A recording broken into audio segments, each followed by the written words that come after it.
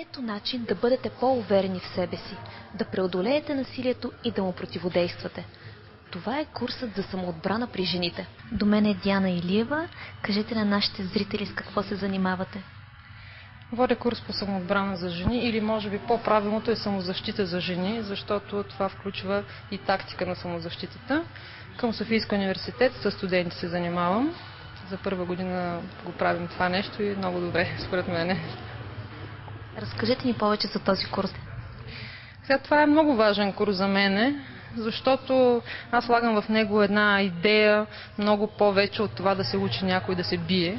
И постоянно се опитвам да убедя другите, че това не е курс да се научим да се бием, и обикновено на тези курсове идват жени, които не искат да се бият. Много голяма разлика. Учат се различни похвати, техники, учим се какви средства за самозащита да използваме, говорим си за различни ситуации, дори се споделят различни случки от момичетата, които са тук, техни преживявания, така се обменя опит и знания. Идват понякога и техни приятели, които одобряват дори с това, с което се занимават, и те самите дават идеи за различни случаи, които могат да са опасни за тях, вече от мъжка гледна точка. Разкажете ни повече, какви похвати прилагате в този курс?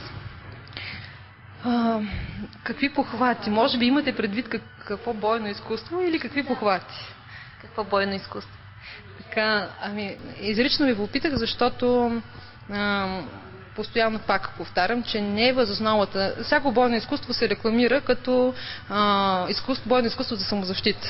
Обаче във всяко бойно изкуство има техники за самозащита. Наистина, с края на краищата, това е част от целта на уменията.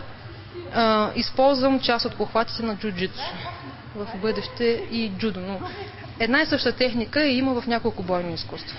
Примерно една и съща техника има в джудо, в айкидо, в джуджитсу, като начин на изпълнение. Затова аз не казвам, че курса по самозащита е въз основата на джуджитсу или въз основата на джудо или друго бойно изкуство, а се опитвам да събера техники, които да са подходящи за момичета и жени, които досега не са се занимавали с такова нещо, които нямат добра физическа подготовка, които се страхуват да ударят, а нямат желание да ударят.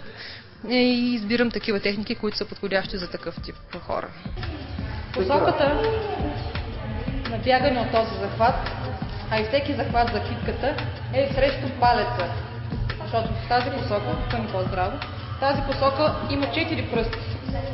Тази не трябва да се дърпа, защото захватът става по-здрав, така няма просто на къде да избягаме. Слабото място е палецът. Първо обръщаме нагоре, ръката се едно, че под нос се сложи на нея. От тази страна вече тръгваме срещу.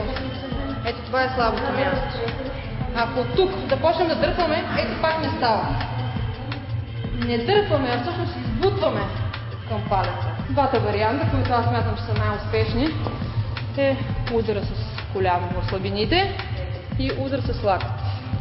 Значи удара с коляно в слабините не е толкова лесен, аз съм ви казвала вече, защото трябва да бъде изненадваш, както всичко, което правим. Второ, има специфичен начин. Тоест, рязко нагоре. Ако го направим така, нямаме силата. Опитайте веднъж да го направите така, с свободен кръг, и веднъж да го изпънете. Защо трябва да посещаваме един такъв курс? Този курс ни увеличава шанса да се защитим на улицата.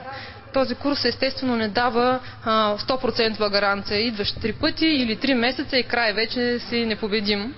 Но аз винаги съм казвала, ако това дори с 1% увеличи вероятността да се спасиш, това мисля, че вече е една основателна причина да се запише човек на такъв курс и да се учи. Мъже посещават ли го този курс?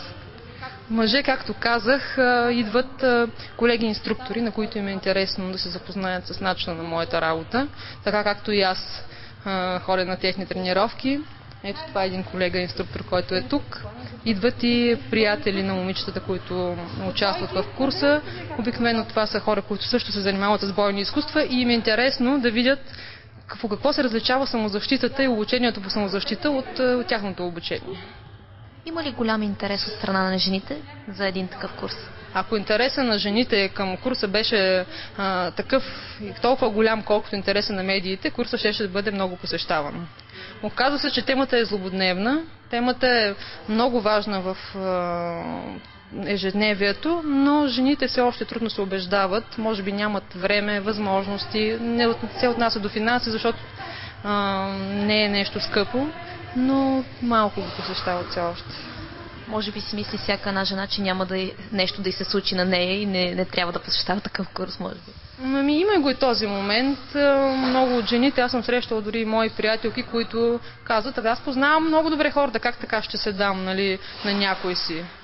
Тук коментирахме също и когато ставаше въпрос за нападатели, че те го възприемат като някой мръсен, който в тъмното непременно ще ги срещне и ще ги нападне.